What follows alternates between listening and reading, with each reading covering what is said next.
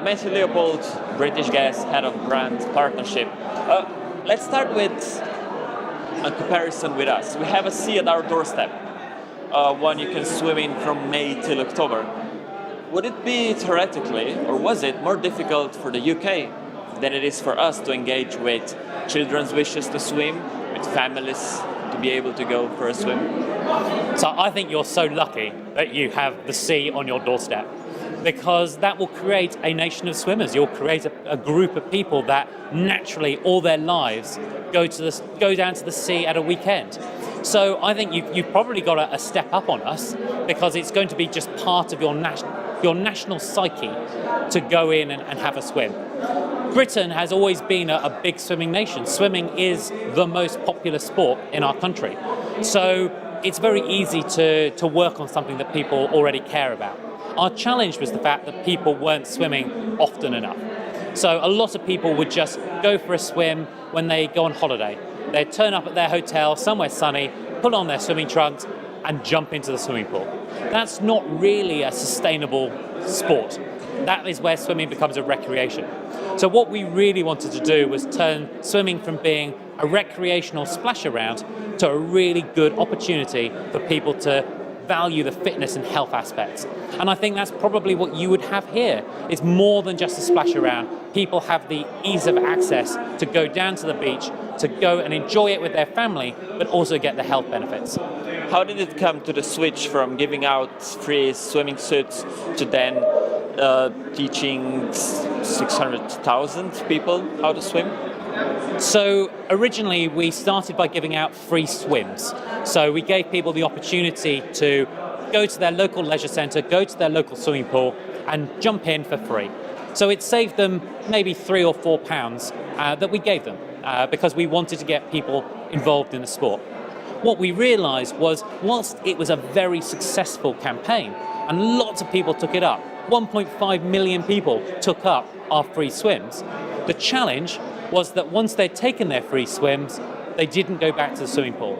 And what we wanted to do was make swimming a much more sustainably growing sport. We wanted more people to take part more often.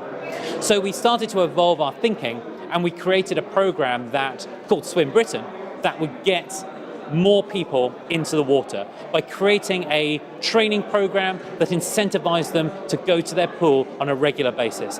It was about reminding the customers of all the positive benefits that swimming brings, that it's a workout for the whole body, that it works all the muscles, that it's great for your breathing, that it gives you a wonderful place to chill out. You don't have to think of anything. It's probably one of the few places in the world where you can't have a mobile phone.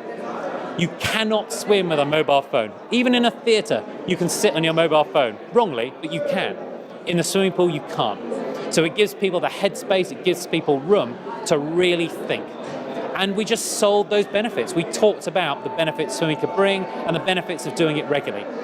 And that meant that the campaign slowly started to build traction. We didn't get anywhere near 1.5 million people taking a free swim. Instead, we got a lot of people sustainably swimming more often. Now, you asked me about the children learning to swim, and that was a really important part of what we wanted to do. We, British Gas, are a big British business. We look after hundreds and hundreds of thousands, millions of homes in Britain. So looking after people's home, looking after people's world, looking after people's family is really important to us. So teaching young children a life skill, teaching them how to not drown, teach them how to get fit, and removing their removing their nervousness to get into the water was a really important part of us showing that we're making a difference to our country. You talked a lot about the importance of tracking. So is measuring effectiveness through all the technology now really so much easier? I think it is getting easier. I think online surveys, we've had them for a while, but online surveys are a very good way of speaking to a very broad cross-section.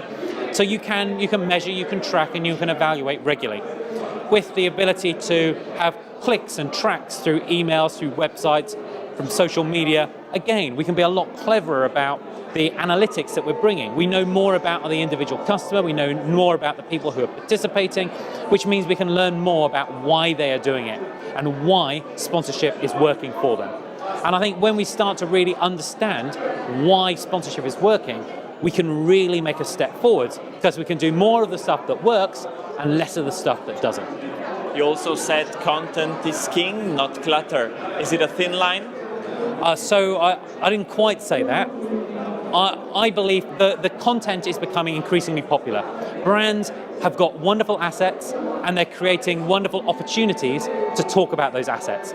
And the idea of content marketing is becoming bigger and bigger. The risk is that content becomes clutter.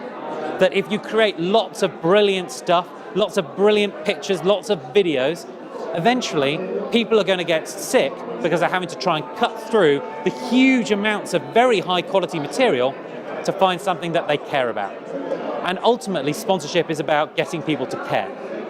So I think we need to be very careful that we don't create content for content's sake. We need to know who we're targeting, we need to know why we're targeting them, and we need to know what we want to get out as a result. Then, content is brilliant.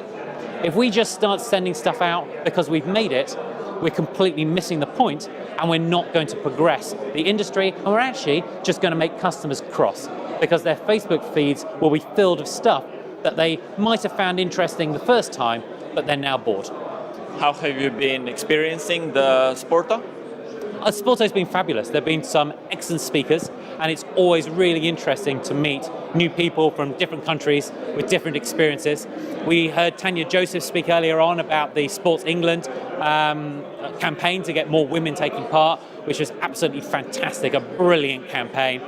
Hearing more about all the different activities we've done, not just in Britain, but around Europe, which is always beneficial. So really enjoyable so far, and I look forward to seeing what the rest of the day brings. Thank you, and good luck. Thank you.